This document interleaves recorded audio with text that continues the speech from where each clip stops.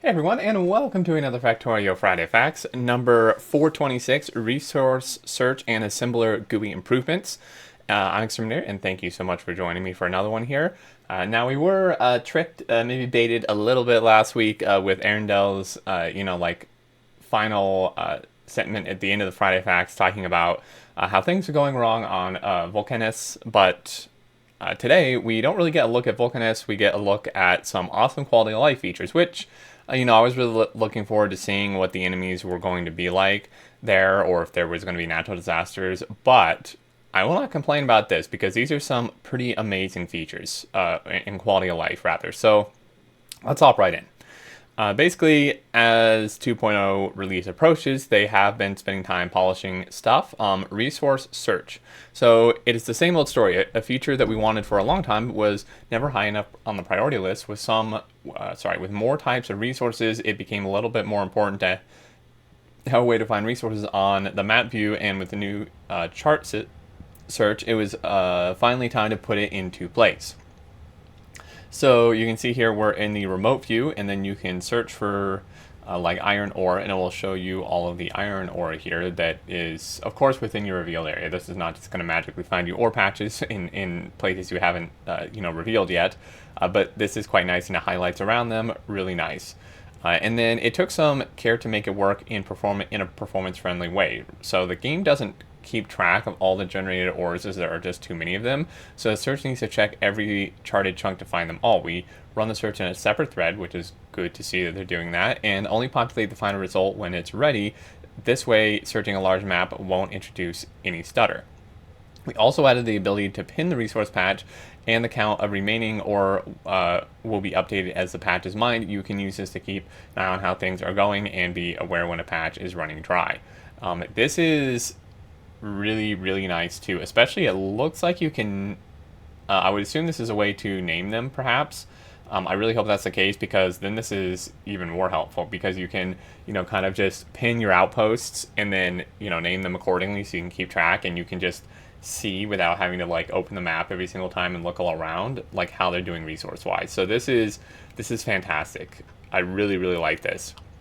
And the search also helps solve another issue, which is that depending on the combination of resource and terrain color, the resource can be difficult to spot. For example, some of us had a problem finding coal on the darker volcanous biomes. The resource search helps to solve this, as the highlight is very prominent. And this is actually pretty hard, especially like if you have your brightness turned down or something a little bit. This would be quite difficult to see, but you can see obviously it's kind of impossible to miss there when you search for it. But yeah, also noticing a couple things here. Noticing that we do have turrets of some sort in this wall on Volcanus. This could just be purely for demonstration of building something built there. Maybe this is to throw us off, or maybe there are actually enemies. Why would you need turrets if there's no enemies? I don't know. My thought is that there are enemies on Volcanus. A lot of other people seem to think there's not, and it's just natural disaster like I don't know, earthquakes or like volcanic eruptions, which would be cool. Don't get me wrong, and they're definitely possible. But I do question why there are turrets here if there's no enemies, unless it's just purely random. But anyway, moving on to the next. I think this one is going to be the biggest out of this Friday Facts, and maybe one of the biggest quality of life for a lot of people in general. Recipe crafting throughput tooltip. So, it's always been a bit of a debate as to how many tools we should give the player. When it comes to working out throughput and ratios, we prefer to leave more for the players to calculate. Personally, I quite like the process of looking at a recipe, doing a bit of analysis to work out how I will want to build things, considering what type of belts and modules I have on hand. And I'm the same way. Like, I always manually calculate my ratios, the parts I don't remember, just by heart. And I kind of like doing that. In the base game, it is fine as numbers are normally nice and round, but in Space Age, it would become a mess, accounting for things like machine quality affecting speed, module quality affecting speed and productivity, building productivity of specialized machines, technologies that increase recipe productivity, beacons with modules of different qualities, beacon count and quality affecting transmission power. So there's a lot to take into account, and I would agree here with Clone in that, like, in the current state of the game, I'd prefer to do it by hand. But like if there's mods that change a bunch of recipes, don't give you round numbers, or in this case the expansion, then I don't really want to be sitting there trying to figure out like decimal points, partial like numbers, like complicated equations. I don't know. I don't know what it would take, but like yeah, if you have a machine with like 8.29 craft speed and like 37% productivity and like and then this other machine with an entirely different craft speed and productivity going into it, like I don't really feel like trying to calculate that mentally, to be perfectly honest. Not to mention we have a lot of new recipes which players will be unfamiliar with. These factors push us over the edge to finally add some information on the crafting machine tooltip to show what the machine will actually produce. And you can see here it now tells you. So this is a E implant, and this makes circuits, obviously. Crafting speed is 604%, which is insanely fast, and this makes 56.3 green circuits a second, which is also insane. That's like 3,000, more than 3,000. It's like 3,600 something green circuits a minute, one machine, which is wild. And you will notice that these. I can't really tell. I don't even think this thing is legendary. And neither are these. Like neither of the modules. So you can tell we're already making over 3,000 circuits a minute from one machine with no legendary modules or machine, which is kind of wild. Quality -8. The reason for this is because basically, well, there's no quality models in here, but also because it's all speed, and speed is like a negative, like a detractor for quality production. Oh, and 100% productivity. So actually, I stand corrected. We're making more like 7,200 circuits a minute because we're basically getting 2 per. Well, actually, no. No, I think this is right. I think this takes into account productivity. I'm pretty sure this would actually take the productivity into account. So my first number was correct. But yeah, this is pretty crazy. How fast it is, but it is really nice to have this tooltip. The speed is a totally different thing than what this is actually talking about. But yeah, this is nice. Now I know some people are probably not going to like this. Also, we see the beacons ×8, 35.35 each, which I think is a new thing as well. I know some people are not going to like this because you like calculating things yourself, and I can totally understand that. I think for basic recipes, this maybe, will be a little too easy, but for the stuff that becomes more complicated, I think myself, and I would assume a lot of people will be pretty grateful to have this feature. And you can, maybe they'll leave it as something to toggle off, or I'm sure there's probably going to be a mod where you can turn it off or something. So I wouldn't worry too much about that if you are concerned about it. But this is probably going to be a huge thing for a lot of players. And then assembler recipe info. So the look of the assembling machine GUI has been relatively untouched for a long time, with Space Age now, new mechanics often mean new considerations, and assembly GUI is no exception. And I know some of you might be aware of what I'm about to say here, but what about the assembler graphic and sprite itself? That is really outdated. like look at this thing compared to this.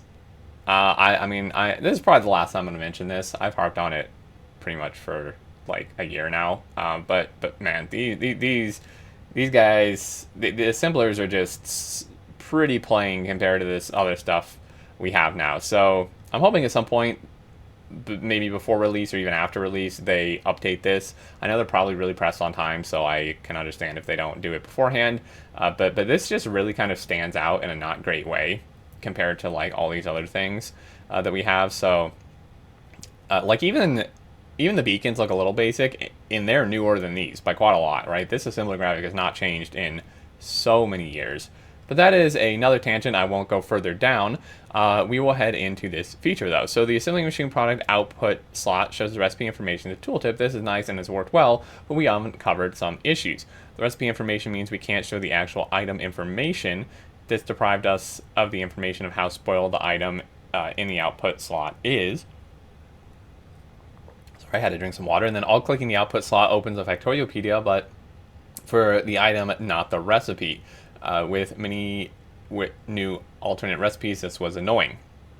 So we can't see how spoiled nutrients are, because that just shows the general recipe, and then all clicking this slot will just open a low density structure, right, instead of actually showing like the item and stuff. So we've split the recipe information from the slot, which makes things more straightforward.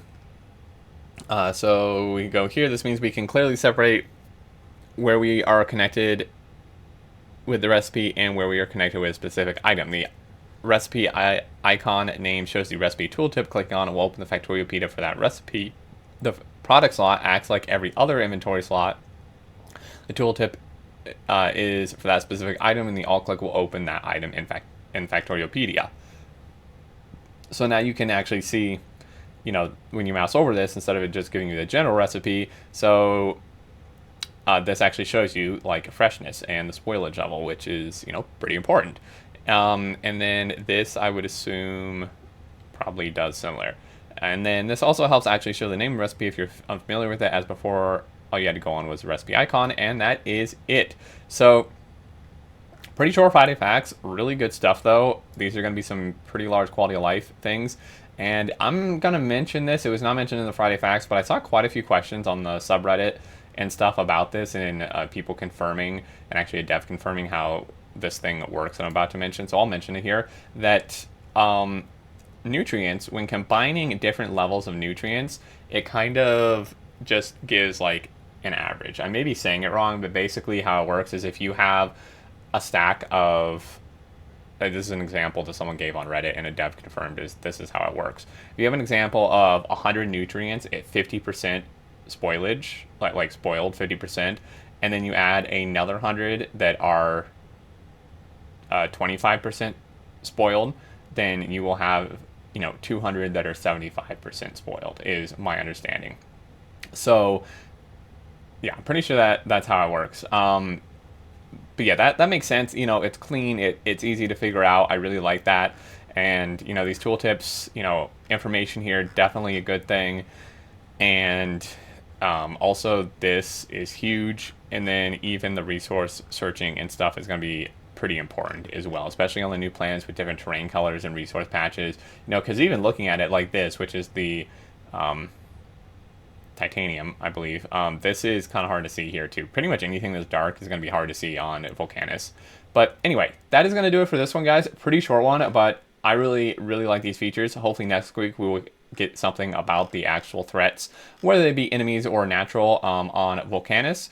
And if you're, excited about these changes, and next week, definitely drop a like on the video. And if you're new and have not subscribed already, feel free to do so to keep up with all future content. And we are only like 7 Friday facts away from the expansion, folks. We are getting super close. My excitement is building every week, and yeah, I'm pretty hyped. Also, please leave your thoughts down below with any of this. I do, as always, enjoy reading them. But until next time, I look forward to seeing you all, and do take care.